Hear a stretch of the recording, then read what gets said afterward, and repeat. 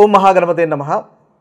మే 18 నుంచి మే 24 వరకు ఉన్నటువంటి రాశి ఫలితాలు ఏ విధంగా ఉన్నాయో చూద్దాము. ముందుగా ఈ వారంలో ఉన్నటువంటి గ్రహస్థితిని కనుక ఒకసారి గమనించినట్టయితే మనకి శుక్రుడు మేషరాశిలోను, రాహు కుంభరాశిలోను, రవి వృషభ రాశిలో సంచారం ఉంటుంది. ఇక మనకి బుధుడు వచ్చేసి మేషరాశిలోను సంచారము, గురువు మిథున రాశిలో సంచారము, అదేవిధంగా శని మనకు మీనరాశిలో సంచారము, కేతు సింహరాశిలో సంచారం. ఇవి స్థూలంగా మనకు ఈ వారంలో ఉన్నటువంటి రాశి ఫలితాలు, గ్రహం యొక్క సంచారము. అదేవిధంగా చూసినట్టయితే మనకి చంద్రుని యొక్క సంచారం కనుక ఒకసారి గమనించినట్టయితే చంద్రుడు కుంభ, మకర, మీన, మేష రాశుల్లో సంచారం చేస్తున్నాడు. ఇవి స్థూలంగా ఈ వారంలో ఉన్నటువంటి గ్రహం యొక్క సంచారాలు.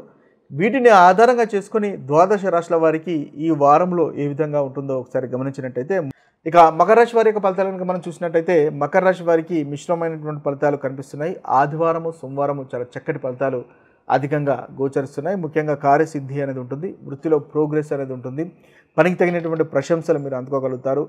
దంపతుల మధ్య మనస్పర్ధలు ఉన్నట్టయితే ఆ మనస్పర్ధలు కూడా తొలగిపోతాయి, ఆరోగ్యం కుదుటపడుతుంది, సమాజంలో కూడా మంచి గౌరవ మర్యాదలు పెరిగేటటువంటి అవకాశాలు మనకు ఆదివారం సోమవారం కనిపిస్తున్నాయి.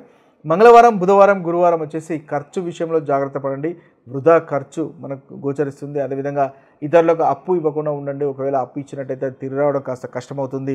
లోన్ వ్యవహారాలు కూడా అంతగా అనుకూలంగా కనిపించట్లేవు, కాస్త అవమానాలు ఉండేటటువంటి అవకాశాలు కూడా మనకి మంగళవారం బుధవారం గురువారం కనిపిస్తున్నాయి. కాబట్టి ఆ విషయంలో మకర రాశి వారు జాగ్రత్తగా ఉండండి. అయితే శుక్రవారం గురువారం మధ్యాహ్నం నుంచి అదేవిధంగా శుక్రవారం శనివారం మళ్ళీ చాలా చక్కటి ఫలితాలే మీకు అధికంగా గోచరిస్తున్నాయి.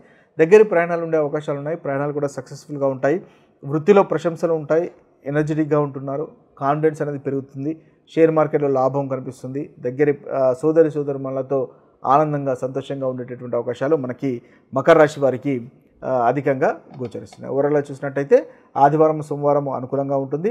అదేవిధంగా గురువారము రెండవ భాగం నుంచి శుక్రవారము శనివారం కూడా మీకు చాలా చక్కటి ఫలితాలే అధికంగా గోచరిస్తున్నాయి. ఇక మంగళవారం బుధవారం వచ్చేసి ఖర్చు విషయంలో జాగ్రత్తగా ఉండండి, తద్వారా మంచి ఫలితాలు అనేవి మీరు పొందగలుగుతారు. ఇక మీరు హనుమంతుని పూజించండి, తద్వారా ఈ వారంలో ఏదైతే ప్రతికూలమైనటువంటి ఫలితాలు ఉన్నాయో ప్రతికూలమైనటువంటి ఫలితాలు కూడా తొలగిపోయి అనుకూలమైనటువంటి ఫలితాలు కలుగుతాయి. ఇవి స్థూలంగా ద్వాదశ రాశులకు ఉన్నటువంటి రాశి ఫలితాలు. మరొక వీడియోలో మరొక రాశి ఫలితాలతో కలుద్దాము. అంతవరకు సెలవు. సర్వే జన సుజనో భవంతు, సర్వే సుజన సుఖినో భవంతు. నమస్తే.